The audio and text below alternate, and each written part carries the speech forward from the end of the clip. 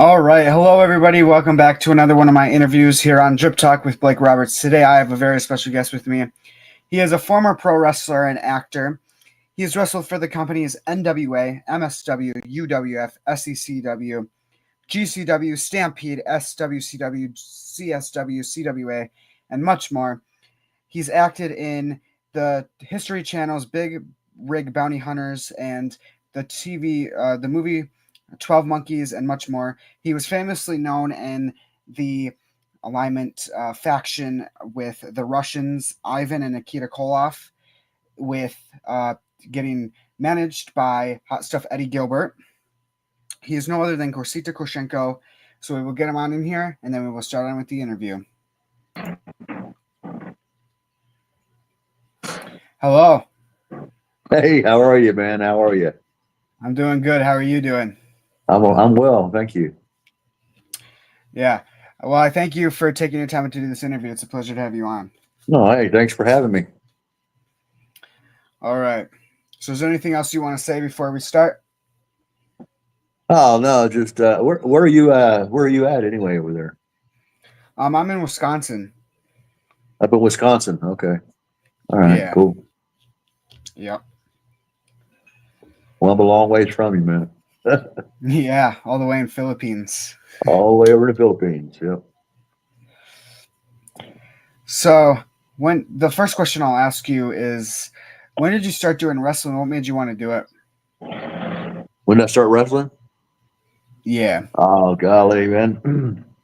Well, if you want to go way back, it started with me and my brother started beating each other up on the front porch. You know, we were 10 years old, but you know, really, in 1979, I started training down in Florida. So I guess it took about a year in school there. We had a school, which was very rare back then to have a wrestling school. But the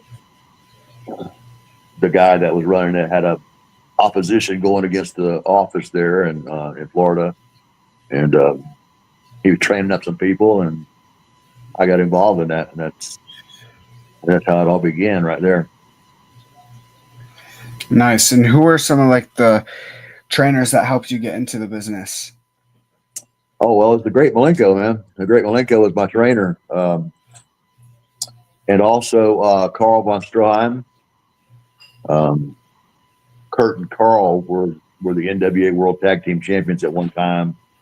And of course, the Great Malenko was just, I can't say enough good about this guy. He was an awesome trainer, the best as far as I'm concerned, and also became a personal friend too, you know. So, Yeah. And then occasionally we had the pleasure of Carl Gotch, the great Carl Gotch, came in a few times, and we got to do a little bit of training with him too. So that was really phenomenal, you know. But yeah, we had some good, solid trainers, people that really knew the business, really knew how to work the business. So I was very lucky in that aspect, you know. Most definitely, yeah. A lot of good names back in the days that you got trained by. So, yeah, you're very lucky. Yeah, exactly. Mm-hmm. Who were some of your favorites to watch on television growing up? Well, definitely, you know, it's ironic that I was trained by Malenko, but what's funny is that as growing up, you know, I watched him there in Tampa, and he had, you know, always had a huge feud going with Eddie Graham, the promoter there of Florida Championship Wrestling. And, you know, Malenko was mainstay there, and when they had a big feud going, I grew up watching that. And you know, I loved watching the Great Malenko. He was the kind of guy that you loved to hate. Okay, you loved to scream at this guy, you know. And you know, we go to the matches on Tuesday night there at Fort Homer, Hetzler Armory, and we'd watch Malenko, you know, doing something dirty, you know, to win the match. And we used to just scream at this guy, and my dad hated his guts. My dad hated this guy, and Yeah. so it was really ironic. It turned out later the guy was actually my trainer, you know. So Wow. Yeah. yeah, from watching him, when I was 10 years old, um, till starting to train with a guy when I was 22, it was just really weird. Right. Seeing him on the television as a kid being your favorite and then getting to train with him is pretty cool to, Yeah, it really was. Mhm. I got lucky like that.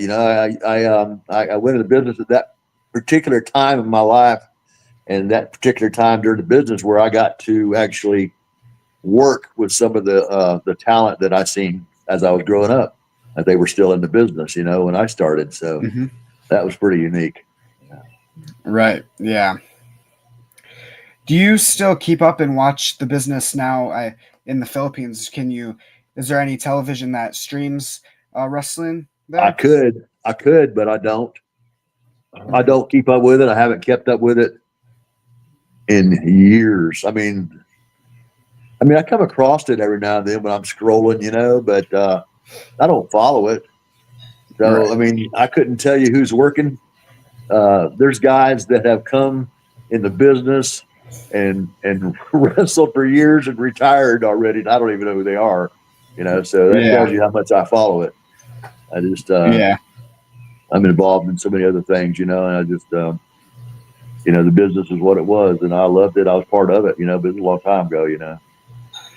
Of course. Yeah. Yeah. You get busy when uh, growing out of it now and just doing different things now. So. Oh yeah, yeah. I'm writing. I just published a book. Um, Yeah. I just finished writing another book. I haven't published it yet, but it will be soon. So it takes up a lot of my time. I spend a lot of Yeah. time researching things on the internet, stuff like that. But as I'm scrolling, I come across wrestling here and there, but that's about the extent of it. Yeah. What made you decide to talking about your book? What made you want to decide to write a book and get your life story and career story out there with a book that all your wrestling fans and just fans in general can get a hand on and just read it for themselves? Well, the book it's not a biography or anything. It's a fiction action mystery Okay. thriller. Okay, Oh, okay. I haven't written an autobiography or anything yet. So some people have suggested I do that, and I don't know, I might do that, but my thing was I don't know, I traveled a lot and I seen a lot, and I always had the desire to write a book, you know, and I actually Yeah. started writing the book that I just published in December. I started writing this book in 2010, Wow. so and I wrote on it off and on over the years, and then I went back and changed things, and then I got sick for a while, and just had a lot of things, personal relationships, and everything took my mind off of it for a while. I finally got back to it, but I Yeah. always wanted to write a book. I always wanted to. I feel like I had it in my brain. I wanted it to get out, put it on paper. So, Yeah. so I did. I love Wow. to Yeah. write. Love writing. Yeah. That's not really my strong suit. I mean, like in school, writing is something I'm not really into. So a book would Right? be hard for me to, you know. Yeah. I heard you. I know, man. I know what you mean. Yeah. But that's great. Now you're like you mentioned, now you're starting a second book that you're got finished and going to be publishing out there soon. So that's pretty cool now. So Yeah, yeah. It's finished. It's finished. I finished writing it. I just haven't. I haven't had the cover made for it yet, and right. there's still a few things I got to do. But Yeah, looking forward to getting it out there. of course. Who would you say has been like the stiffest wrestler you've gone in the ring with in your career? The stiffest. Yeah. Um, Let me see. jogging my memory here. I'm trying to think of a really good one. The one that comes to mind that was pretty stiff was Fred Ottman. Okay, yeah. You know, he was in WWE. I guess he was a tugboat, or I think tugboat. Yep, Tugboat, Yeah. Shockmaster, Typhoon. Yeah. When he first started wrestling, I wrestled him several times down in Texas, and man, this my God, this guy, you know, he was so huge, and I mean, he was so strong, but he was stiff, you know, and if he hits you, it hurt, you know. Mm-hmm. Put a big arm on you, you know, it hurt. Put that forearm on your chest, it hurt, you know. And he was really hard to work with. Sometimes he's telling him relax, you know. But yeah, he's really the first one that comes to mind as far as being really stiff, you know.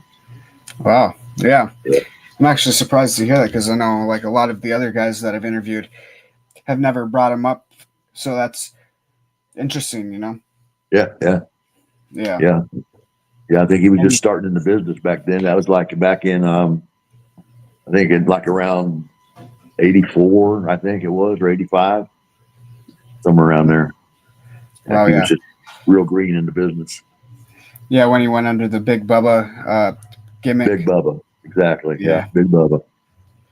And then this year he just got into the WWE Hall of Fame. So. Wow, that's cool. Yeah. What would you consider to be a weakness and then a strength of yours in the wrestling business? A weakness of mine in the business was always on the microphone. I was worthless on the microphone. I did terrible interviews. I forever would draw blanks, you know, of what to say. And I just wasn't very good at it, you know, and that's why consequently they always had somebody talking for me. I always had a manager, for the most part. And they do the talking and I just do the grunting and groaning, you know. I mean, I did a few some interviews, and I thought they were horrible. And, so that would probably be a weakness that I had for sure, was microphone duties. You know, as far as strengths goes, I think it was my ability to understand the scenario and what they were asking of me. You know, basically the ability to take direction, the ability to understand what it was they wanted, you know, the promotion wanted, you know, and when you can understand what they want, then you can perform better instead of going out there and being haphazard about it. You can follow the program, you know, you understand what the program's all about. And I was pretty good at that. Yeah.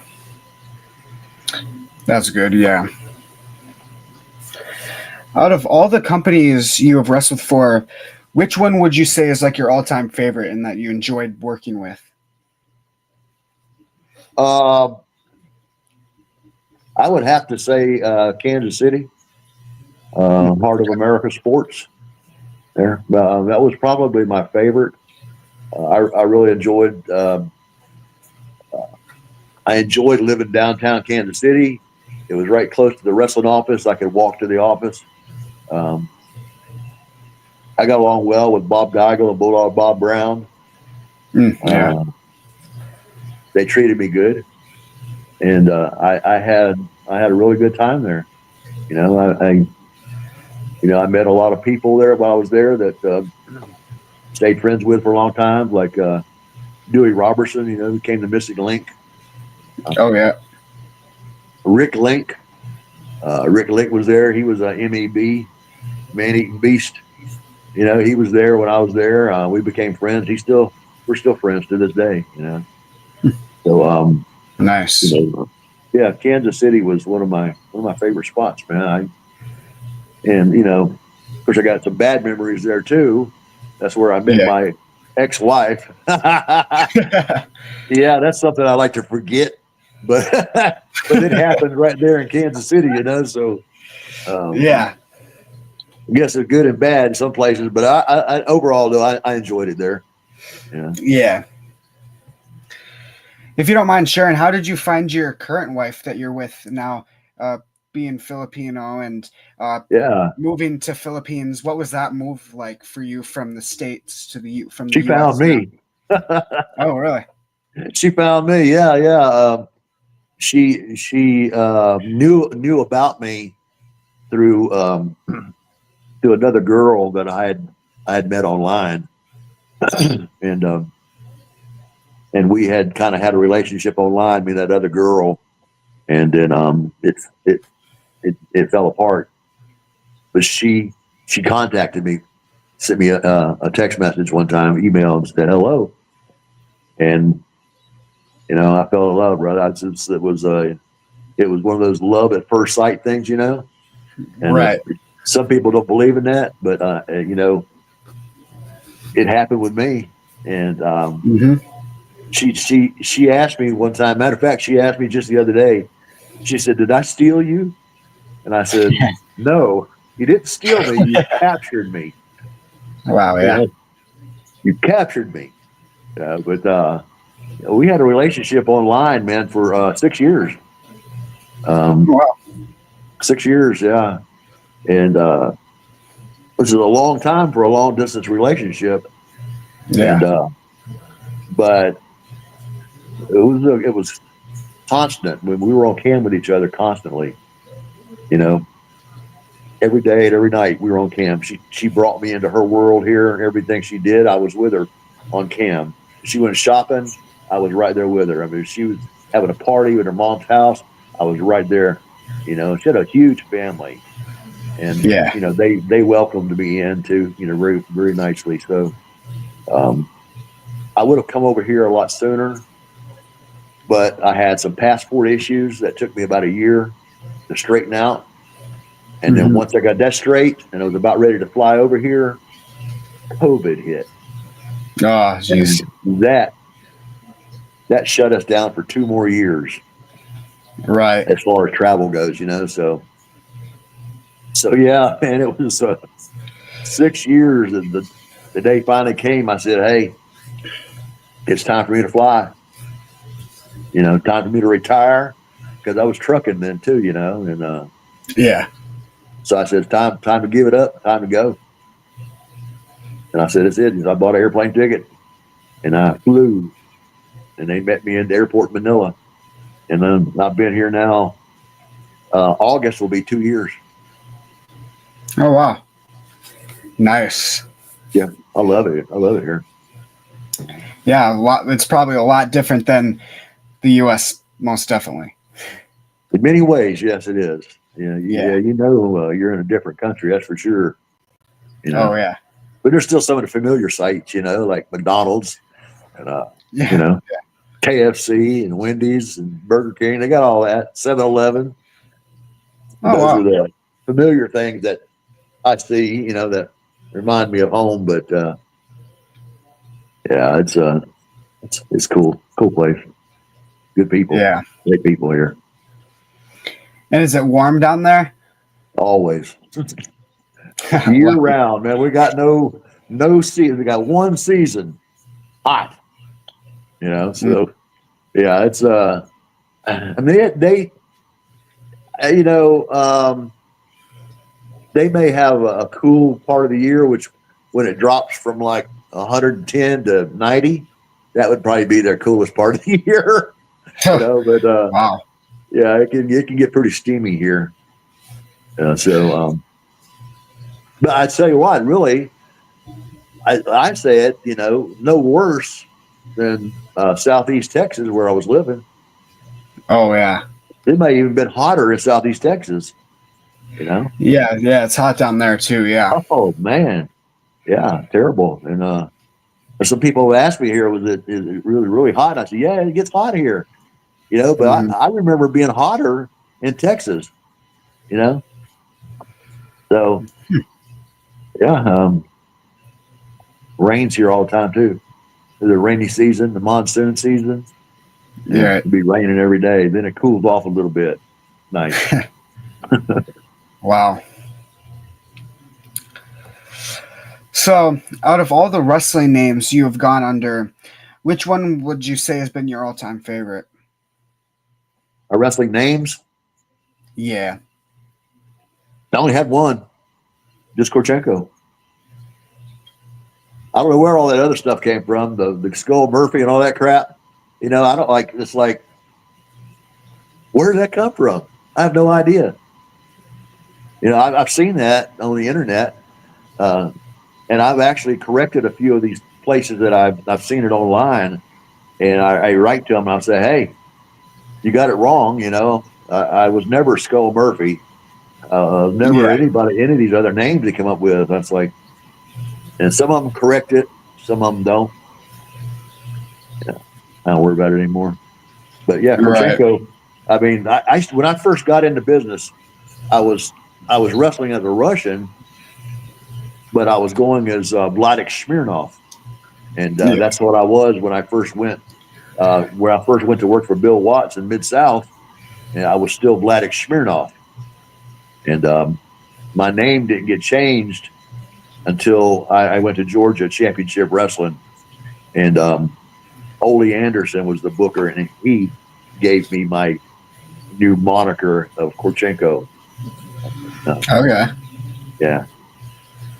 He did that right there. We were doing a TV show at WTBS, where we did television shows there, the TV station, and coming out the dressing room or coming out the back door to the parking lot, going to my car, Ole, he said, hey, they call me David. He said, hey, David. He said, we're gonna change your name. And I said, you're changing my name? Yeah, you're gonna be Korchenko now. And he said, Korsita Korchenko. I said, Korsita Korchenko. And he's like, yeah, like cost you money, Korsita Korchenko. I said, okay. Well, I kind of changed the first name around a little bit over time. And I changed it because I didn't like Korsita. I kind of changed it to Korsita. But that's how that started. And then from that point on to this very day, I'm still Korchenko. In fact, I changed my name legally back in 1995. I changed it to Korchenko. Yeah. Yeah. So that's your official unique as well, because I only have one name. I dropped the first name, the Korsita. It's not part of my legal name. My legal name is just Korchenko, and that's what's on my driver's license, Korchenko. And I've been stopped a couple of times by the cops. They look at my license. They're like, they're looking at it, they're staring at it, and I know what they're doing. They're trying to figure out where's the first name, right? And then they'll ask me, what's your first name? And I'll be like, there's no first name. And they're like, what? I'm like, that's the way it is. Oh yeah. They think I'm lying, or think that's some kind of false, photo ID or something. And until they go run it, and then they find out, hey, he's right. It's true. Wow. That's actually interesting. Yeah. Just Korchenko. Wow. Yeah. Just Korchenko. That's my legal name, man. Yeah. There's a whole reason behind that too, though. I mean, when I got out of wrestling, I started doing television stuff, movie stuff, and the thing is, my name, they would send me checks and try to pay me under the name Korchenko, and I didn't have any identification that said Korchenko, and it happened a lot. I needed money, and I get these checks that I couldn't cash, and finally I decided, I said, you know what, I think I'm going to market myself a little bit better. I'm going to actually change my name to the name that everybody's known me as for years, Korchenko. And I petitioned the court in Delaware and changed my name to Korchenko. That's it. Wow. Yeah. That's a cool story right there. Yeah. Yeah. And then my checks from then on, no problem cashing my checks, I did all kind of little jobs, commercials and stuff like that in New York City. And, modeling job. I did some modeling jobs, which is crazy. but I did. And I needed that money, you know. When I get paid, I needed it. I was broke all the time like everybody else, right?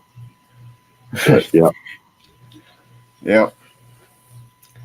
And it's funny that there was like many different pronunciations of your name and like many different companies. Like they could never get your first name right, Korsita, or you know. Always screwing it up. Yeah. Always screwing my name up, right? Yeah. Yeah. I know. I've seen this. I've seen it many times, you know. Yeah. And I've had people say, "Hey, they messed up your name." I say, "Yeah, I know." So earlier we talked a little bit about this, and you said I could ask what. So what is your side of the story of yours and Bill Watts' pay raise heat, and what was that, and is that story true, or what is like your side, and what are your thoughts on that? But the what? The pay what? The pay? Like the whole Bill Watts pay raise thing. Oh, Watts. Yeah, like I said, I worked for Watts twice, you know, and Mm-hmm. I had no problem with the guy. You know, he helped me out. Matter of fact, he gave me a loan one time.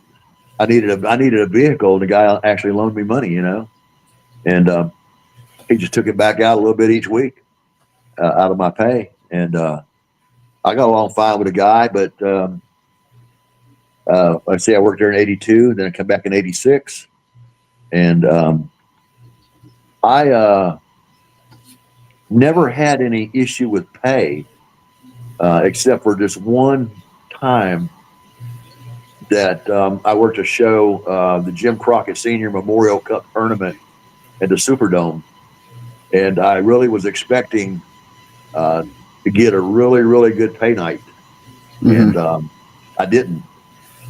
And I expressed that to him on the telephone in a private conversation. Yeah. That's the only time I ever had an issue with pay. It had nothing, absolutely had nothing to do with me leaving the territory. Right. And I think that somebody said that Missy Hyatt had put it in her book or something that I had a pay dispute and I left because of a pay dispute. It was totally false, you know. I've never read the book. I never read it, but if that was what she said, it was wrong. But the whole thing with me and Watts was Bill Watts was a real stickler about he wanted you to show up early to the show, hour early. You know, he'd fined the guys over the years for showing up late. Mm. And, you know, and so we had a match. We've been working this gimmick where, you know, we put the Russian flag on everybody. Yeah. And, you know, so then me and Watts was working these main events everywhere, you know, and so we had this show in Mississippi where I came to the show that night. I was late. Okay. I was late, not to my match. I was just late to the show. I think the show had already started. And when I first got there, Eddie said, you know, hey, Korchenko, he says, Watts is pissed. He's pacing the floor. I'm like, okay, you know, all right. So anyway, come bell time, go to the ring. We're in the ring. You know, I wasn't expecting what happened. When we locked up, Watts told me in my ear, he said, I'm going to teach you some respect for this business. And I was like, what? And because nobody respected this business more than me. I love the business. I was humbled to be a part of the business. I felt fortunate to be in the business. Okay. Mm-hmm.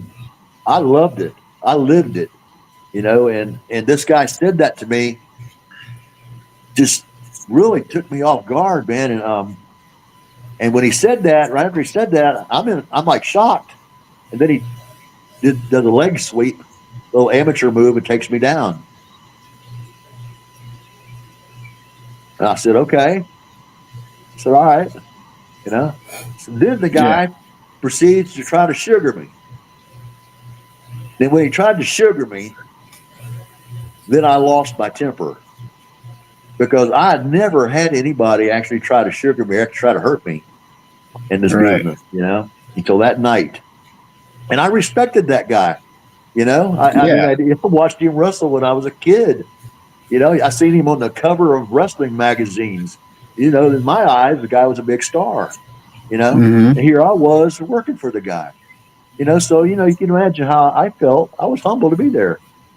And for this guy to do that to me, you know, just shook me to my core. On that particular night, I lost it. And he sugared me. He couldn't hold me because I was way too strong, okay? I powered right out of his sugar. And I went outside the ring. I crawled out of the ring, and I told Eddie Gilbert, give me my shovel, because I was going to go back in the ring and hurt the guy. I was that mad. Wow. You know, I was so mad. And Gilbert, and by that time, Watts crawled over to the corner and was looking out at Gilbert. And Eddie said, I can't give you the shovel. He'll fire me. He'll fire me. You know? And then Watts started looking toward the dressing room for help. I knew what he was looking for. He was going to be wanting some help, right? So I said, okay, I'll settle this. I couldn't begin to tell you how mad I was. It was very rare that I get that pissed. But I went out the back door. My van was parked right out back. My wife at the time was out there waiting for me. And I went out there, and I was going to get my baseball bat, is what I was going to do, and go back in. And I opened up. I was like, ah, you know. And she's like, what's going on? And I said, come here, where's that bat? And she's like, what? I said, I'm gonna go back and go to. Well, I won't say what I said, you know, but she said, no, you're not. She said, no, you're not. And she started the van up, and I was inside of it. She drove off. That's it. She said, you're not, you know. And, you know, in hindsight, that was the best thing that could have happened, man, because, you know, going back in there with a bat in my hand, as mad as I was, it wouldn't have been good, you know. And consequently, you know, the next day, I talked to him on the phone, you know. And I said, I had never had anybody try to hurt me in this business, you know. And he said, I wasn't trying to hurt you. I was just trying to teach you some respect. And I said, well, I don't need anybody to teach me any respect. I love this business. I said, you're wrong, dude. You were wrong. He said, well, you're fired anyway. I said, well, I figured that, but you're going to pay me off. I know where you live. And he said, I'll pay you to go see Grizz. And Grizzly Smith was the booker. Oh, yeah. And he said, go see Grizz. And Grizz lived in the same apartment complex I lived in, too, along with the sheep herders. The sheep herders lived right next door, you know. And so I walked down to Grizz's apartment. Watts was already on the phone with him, and paid me off cash. Wow. And that was that. I left the territory. Boom. That's the whole story. It was all a big misunderstanding on his part, as far as I'm concerned. Right. You know, a loss of temper on my, as far as I'm concerned, for me. And I talked to the guy a number of times over the years. Me and Watts have emailed each other many, many times, and we even talked about that particular night. Right. You know? And he said, I recall it. You know, he said, I recall. He said, I didn't know really how good you could actually wrestle. He said, but I knew how powerful you was. And he says, that was the first time that anybody ever broke my sugar. You know, wow. And he said, that's when I realized that Father Time was catching up to me. You know? Yeah. So, but, you know, that's the way it was, you know. And I just went on. Went back to Tampa. Took some time off the business, you know. Mm-hmm. How long of a break was that, you think? I took off about 6 months. Okay. Yeah. Yeah, about 6 months. Me and my brother went into fishing business down there in Tampa. And then that didn't pan out too well. So I looked to get booked again somewhere, and I ended up going to South Africa. When I got decided to come back, I went to South Africa. Wow. Yeah. Nice. So you did a little bit of promoting yourself, correct?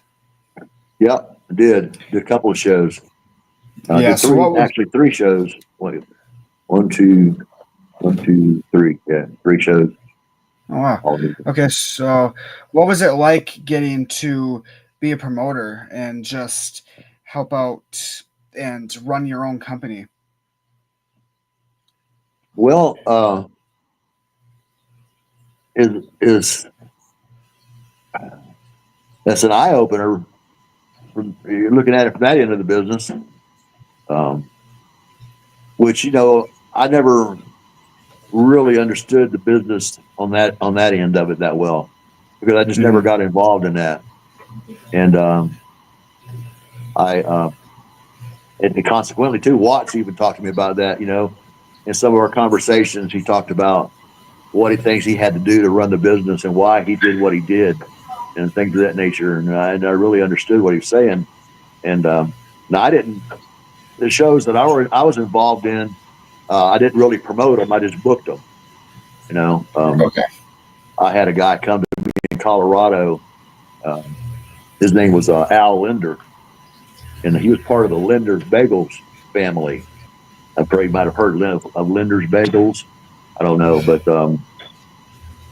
he was part of that family, and he come to me and asked me if I would, book a wrestling show, and he told me, he had contacts with American Legion, and they could sponsor it and such forth. And so, yeah, I said, yeah, okay. And so, yeah, getting involved in it from that end, we spent a lot of time. I learned all about advertising, what it takes to draw a crowd. Yeah. There's so much to it. So much to it. Yep. And licenses and things we had to have back then, and booking the talent. So yeah, it was a pretty cool experience. Yeah. Yeah. A lot of work and just a lot of fun at the same time. Yeah, it was. Yep. Because we got involved. We were involved in the jingle. We made a jingle for our show. It's called Rumble in the Rockies. And okay. Yeah, we actually went to the recording studio and made this jingle because we were friends with a guy that used to be a backup singer for Kenny Rogers, and this guy could really sing. I mean, he was good, and he helped us with this jingle. And I was actually in on the jingle too. I even had a small line in this jingle, and this was played, over the radio constantly in Colorado Springs. So. We riding around doing stuff like that was so much fun, But it's learning the business end of it, how to promote a business, how to run it, a lot to it. Yep. Also, you did some training work. What is it like getting to train like the younger generation into getting into their dreams of theirs becoming a wrestler? You got to say that one more time. I can't hardly hear you for some reason. As a trainer, what was it like getting to train the younger generation, getting them into their dreams of becoming a pro wrestler? Well, the biggest, I had a wrestling school twice. And, what I found was a misperception of most people of not really realizing how tough the business is, and I started at school in Colorado Springs, and I had about 5 guys to start with, and I didn't last long at all, because once I started putting them through the routine of starting to train, and they didn't want no part of it, Right. They just quit. So I found that to be interesting. And then I had another school in Louisiana, and it basically was the same thing. People wanting to be a pro wrestler, but not understanding what it takes to do that. And it's a tremendous undertaking, you know. Right. And it takes a lot of hard work and dedication and persistence, you know. And if you don't have that, you might as well forget it. And that's what happens with all these guys. They come once in a while and they didn't want to put in the effort, you know. That was the biggest thing I found. Yeah. Yeah, if you want to get into wrestling, you're gonna have to put it all into it, and just, you know. Oh, you bet. I mean, it's not only in the ring, you got to go to the gym. You know, you need to do cardiovascular. You need to run. Yep. You need to push the weights, you know. And I mean, you know, you gotta look the part. You gotta look the part, you know. Yeah. I mean, I had guys come in that wanted to be a pro wrestler, and, you know, couldn't have weighed more than 120 pounds. And I'm like, well, you have to. We can do it, but you're gonna have to put on some weight. You're gonna put on some muscle mass. You know, we need to get you in a gym, and we can start a workout routine. No, that's not what they wanted. You know, they just thought we'd jump up in the ring and bounce around, and so take it serious. You know, right. Are you still close to Nikita Koloff at all, and do you still keep in touch with him to this day? Nope. I never talked to him. The last time I seen him was when we worked a show in '86. Wow. They brought the Koloffs in to help me out with this Russian angle we were doing to put the flag on everybody. They brought in Ivan Nikita, and that was that's the last time I ever seen him. Wow. Yeah. Yep. About like the Russian gimmick that you did, do you think that you got a lot of heat back in the day from doing like that Russian gimmick in the US, or do you think just, you know, tremendous amount of heat. Yeah. Tremendous amount of heat, because, man, that was during the Cold War, and Russia was our enemy. Yep. And oh man, that angle was probably one of the hottest angles of the entire '80s. They hated my guts. You know, we did a show at Fort Polk Army Base. Oh my God! They even told me, don't take the Russian flag to the ring, because it was full. The whole auditorium was full of, you know, soldiers, and don't take the Russian flag to the ring. You know, it was bad enough that I was going out there, but I always wore a red shirt under my singlet. It said USSR on it. Hey, that was bad enough. I mean, yeah, I could feel the heat in that place, buddy. I mean, seriously. But yeah, the Russian thing, it was the right angle at the right time. Yeah. Did you get any fans at any times that like tried to like do any ribs to you, or like stalk you because of that, or like try to like, you know? No, never had anybody. Well, I take that back. There was only one. One jumped in the ring. I was doing a show in Houston, and working main event that night with Hacksaw Jim Duggan. And somebody jumped in the ring, and all I know is, you know, there was a lot of craziness going on. The fans were going nuts. The place was packed out, the Sam Houston Coliseum, you know, and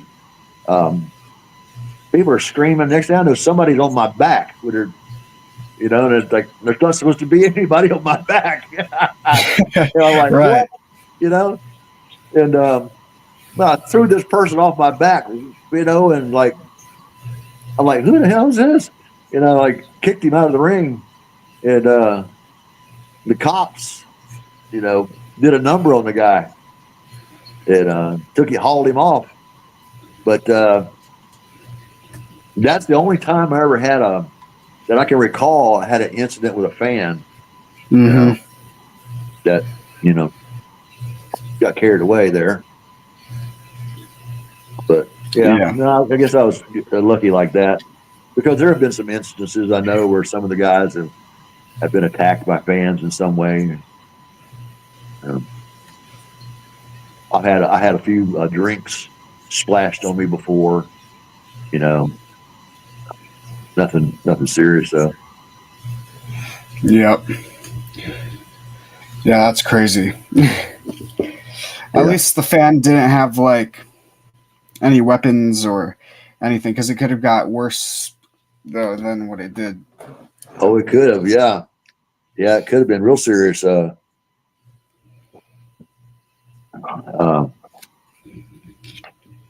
was real lucky like that, I guess. Yeah, definitely during that time, like you were saying. I mean, so lucky. Yeah. People hated the Russians, and they hated Russia. And here I am over here, saying that I'm going to bury the Americans, and here's my little red shovel, which I'm going to use to bury the Americans, and then, get out there in the ring, and everybody I beat, I lay the Russian flag on top of them. That just infuriated people, infuriate them, which is what we wanted, it's what I wanted. Yep.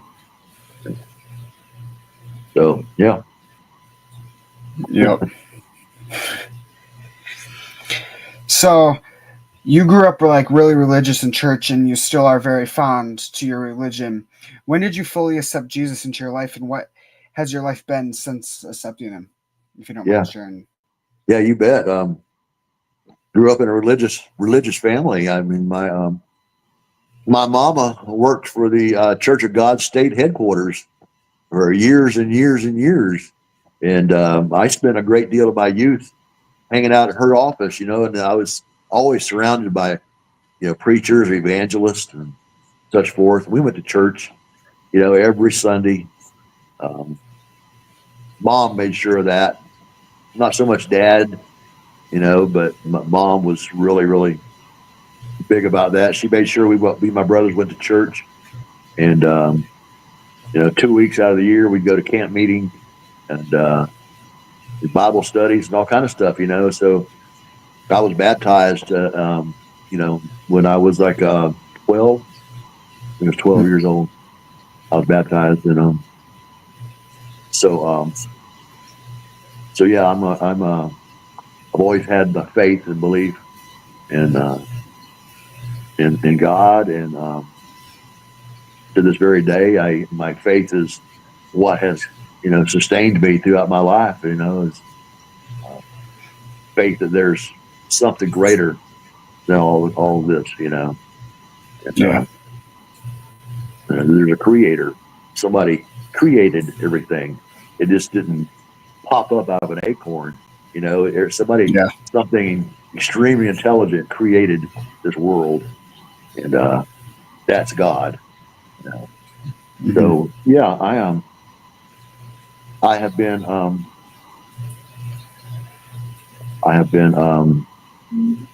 believer all my life, basically. And then,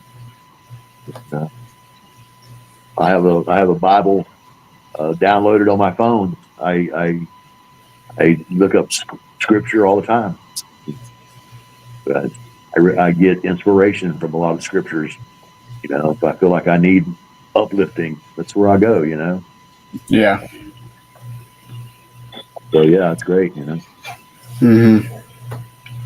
that's awesome. I'm a Christian myself, and I go to church, and I recently auditioned to do worship at my church, so I'm going to probably be doing that soon. So that's going to be cool. Awesome, man. That's great. Yep. That's one thing I always thank my mom for, was that upbringing. A lot of kids don't have that these days, and I think they're missing out on something so wonderful. And I was like, I've always said, I thank my mom for making sure that we were rooted in the Bible and in our faith, you know, because it sure has come back many times in my life, that faith, man, to help me some way or another, you know. Yeah, of course. So, from 2013 to 2014, you got to take part of a TV show on the History Channel called Big Rig Bounty Hunters.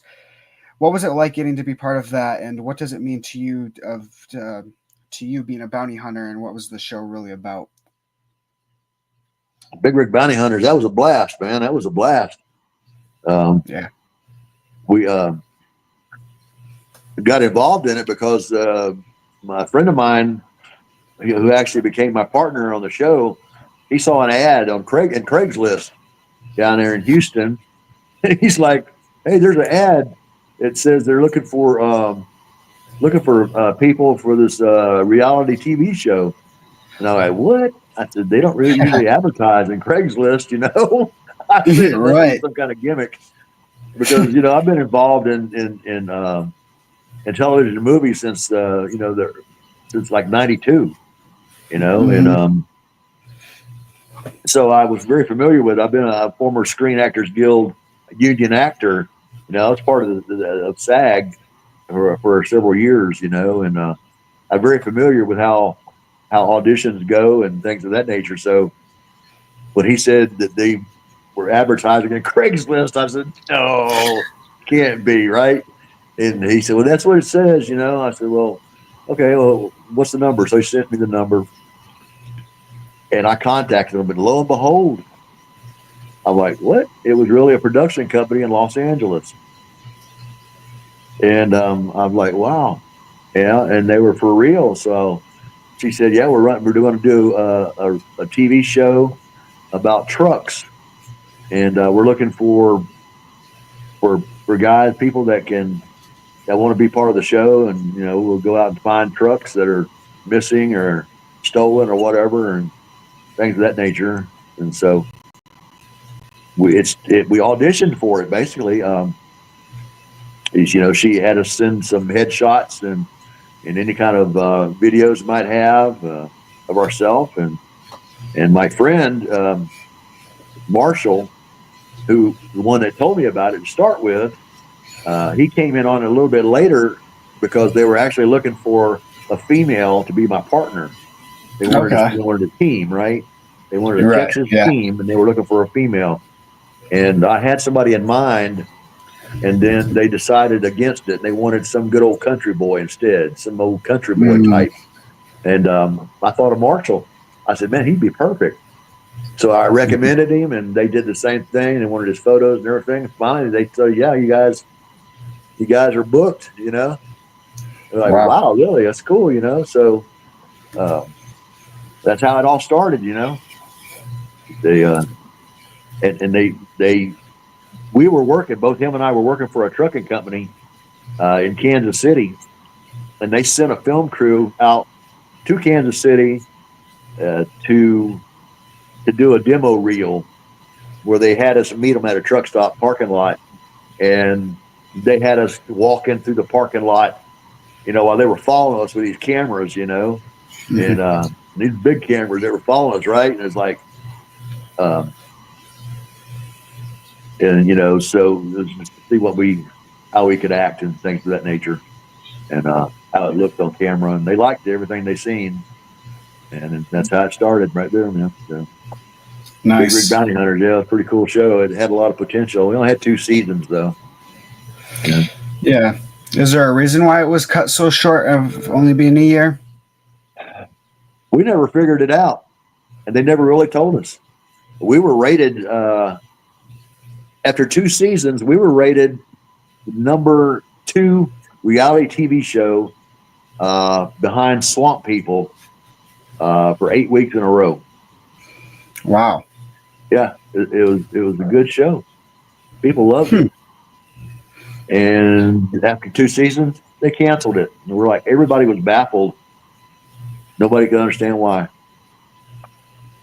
That's how that goes in that business. You know, you never know. You just never know. Right. Yeah. But yeah, there was also another. Go ahead. No, what were you going to say? You can go. No, I was just going to say that I had been in the business quite a while prior to that, you know, and I started doing commercials and stuff back in Colorado, actually in Denver, back in '92, and then it just went on there. When I moved to Delaware, and then I was in New York City almost every other day. I was going to New York City to audition for commercials or anything that they wanted, you know. And so, and I did a couple of movies. I auditioned for a couple of movies, got the role, and so I was gaining a lot of experience, and so I had quite a bit of experience by the time I got booked for Big Rig Bounty Hunters. You know, I had quite a bit of acting experience under my belt. Which helped a lot. Yeah, definitely. You also got to take part of the movie 12 Monkeys as one of the thugs, which was another big thing that you got to take part of with Brad Pitt and Bruce Willis. What was it like getting to do that? And did you ever get to hang around Brad and Bruce during your time there? I didn't hang around with Brad, but I did with Bruce because I'd had the fight scene with Bruce Willis. And Wow. I never saw Brad on set because, you know, they do it in various locations. Yeah. And we did our thing in Philadelphia. And so certain scenes only require certain actors to be on location. So I was there for 3 days. That was the second movie I did.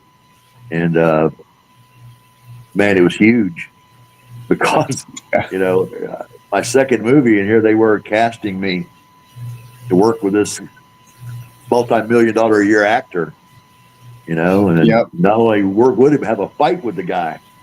And I'm like, this is huge. It really was huge. I had people even tell me, said, man, you dude, you are lucky, you know, that you got that part, because I auditioned for a lot of people were auditioning for that. And but I was lucky again, and that the casting director, his name was Mike Lemon Casting out of Philadelphia. He had always told, he liked me for some reason. The guy liked me. You know, I didn't even have to have an agent. And, you know, when you got a casting director that brings you in directly, man, that's cool. That's a big thing, you know. And because usually you got a talent agent first, and then they got to send you to a casting agent. You know, I went direct to the casting agent because the guy would call me. He told me, he says, anytime I ever have anything that I think is right up your alley, I'll call you. Right. You know, and there were several things, you know, that he called me to do, and 12 Monkeys was one of them. And he wanted me to come and audition for that, and I came in and I auditioned for it. And he said, "Cool." He said, "Come back. We'll let you know something." And, you know, a couple of weeks went by. I got a call back. I was excited because I knew Mike was on the phone, and so my call back. You know, when you get a call back in this business, it's a big deal. And because sometimes you just don't ever hear nothing from them no more. You know, it's just like disappear. Right. Yep. Yeah, you get a call back. That's a big deal. So he said, "Well," he said, "I got some good news and I got some bad news." And I said, "Okay, what?" And he said, "Well, the bad news is you didn't get that part that you auditioned for." I said, "Okay. Yeah, all right. Okay, so what's the good news?" And he said, "Well, the good news is we got a better part for you." I said, "Okay, well, what is it?" He says, "You're going to be working one-on-one with Bruce Willis." And I'm like, "Okie dokie. Yeah, all right." And so he says, "We want you to come back and audition." He said, "The director, who was Terry Gilliam, is coming out from Los Angeles, and you're going to audition for him." Like, wow, this is pretty serious, right? Okay. Because Terry Gilliam, he mostly handpicks all the actors in any movie he directs, you know. Mm-hmm. And so, you know, I went out there and met Terry Gilliam and auditioned for him. And what was cool, the guy is a big wrestling fan, you know. And so the whole time I was in there with Gilliam. We were talking about pro wrestling. We weren't talking about movies or anything. We were talking about wrestling, you know. And, Right. So after I did the audition, he said, "Yeah, he said, wait outside. He said, I'll let you know something here in a minute." So I was in the hallway, and some guy kept walking up to me, and he introduced himself. He said, I don't remember his name, but he said, "I'm the second unit director on 12 Monkeys." He says, "We'll be working together." And I'm like, "Well, I don't know if I will or not. I don't even know if I got the part." He said, "Oh, you got the part." And I said, "I do?" He said, "Oh, yeah, you do." He said, "That's why I'm here." He said, they had already decided on you a long time ago. He said, they want me to come here and talk to you and get a feel for you. He said, "We want to make sure that you don't hurt Bruce Willis." He said, "Because none of us want to get fired." I said, "No, I'm not going to hurt the guy, you know, because, right. you know, it involves some, you know, I had to put the boots to the guy and, you know, we had to have a fight. So, Mm-hmm. so the wrestling was perfect. My stepping stone, you know. Yep. And by the training and everything I had done in pro wrestling, just fell right in place for that part, man. Yep.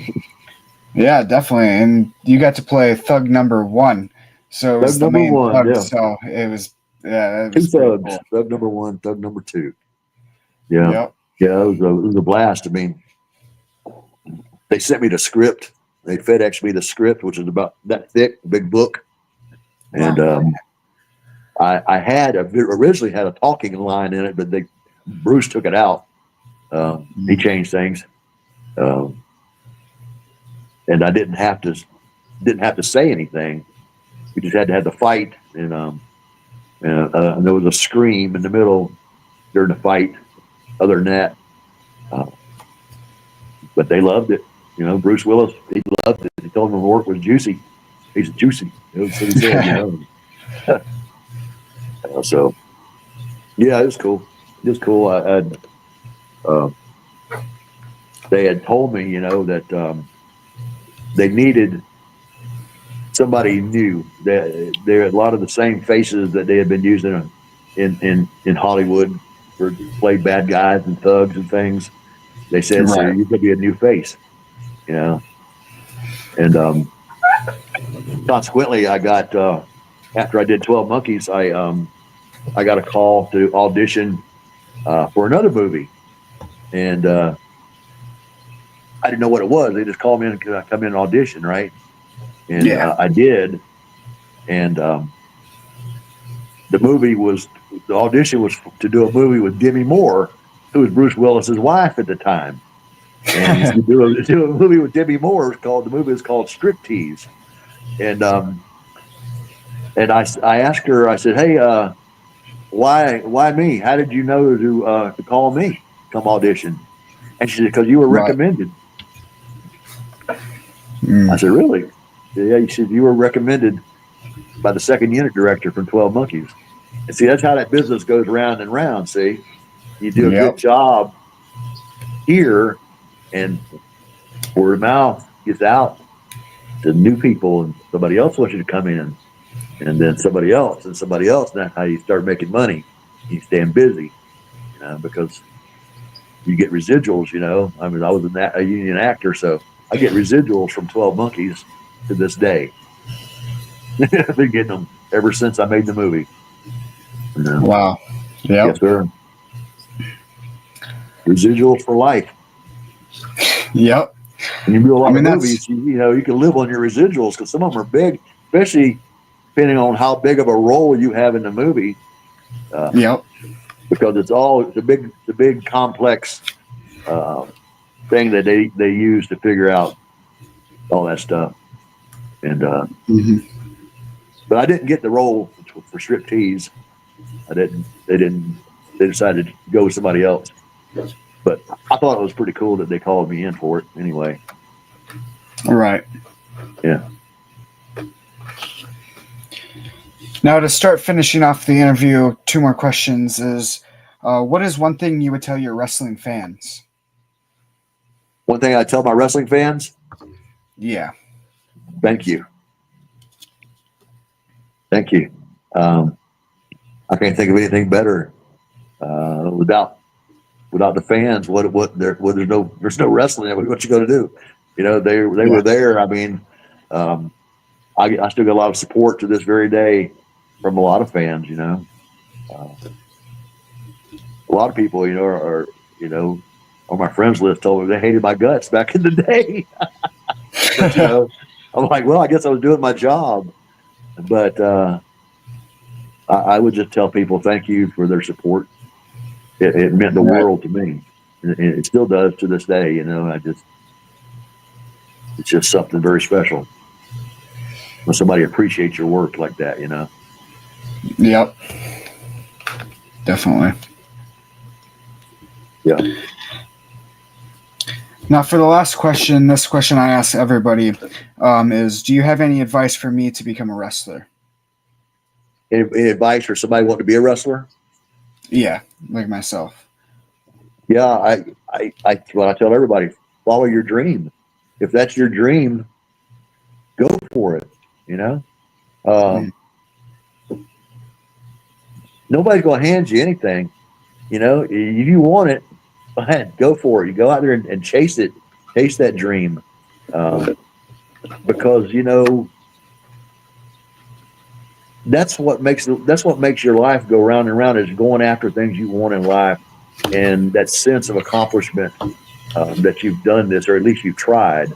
You know, and that's what I say. I say you'll never know until you try. So I tell people, you know, that for pro wrestling is what you want to be part of, then learn it, learn the business, understand it, and find somebody that can train you, that knows what they're doing. You don't want this blind leading the blind stuff, you know. And I see a lot of that. In the independent stuff that's going on in this country. I run across that quite a bit, and I sometimes I see things. I just shake my head, you know, because I'm like, my God, you know, people gonna get hurt because they're not trained properly. So need somebody that knows what they're doing to train you. You need to have dedication, motivation, and you got to want it, and to go out there and chase your dream. You know, make it happen. That's what I tell them. Thank you. Yeah. All right. Well, I thank you for your time, and I thank you for doing this interview. It was a pleasure to have you on here. Oh, absolutely, man. I appreciate it. Yeah. Is there anything else you would want to say, or anywhere that the fans can find you on like social media or anything? No. Other than it's time to eat breakfast. Yeah, it's She's like sitting morning on the table, for you man. guys. Yeah, it's morning for you guys there. It's night for me. Yeah, it's 9:11 here. 9:11 a.m. Tuesday morning. It's 8:11 p.m. So yep, right. Yep. All right, man. All right. Well, I hope you have a good rest of your day where you're at. Thanks, brother. You too. I enjoyed it. Yep, I enjoyed that too. So thank you. All and right. I hope you have a good rest of the day. All right, man. Have a good one. Yep. See ya.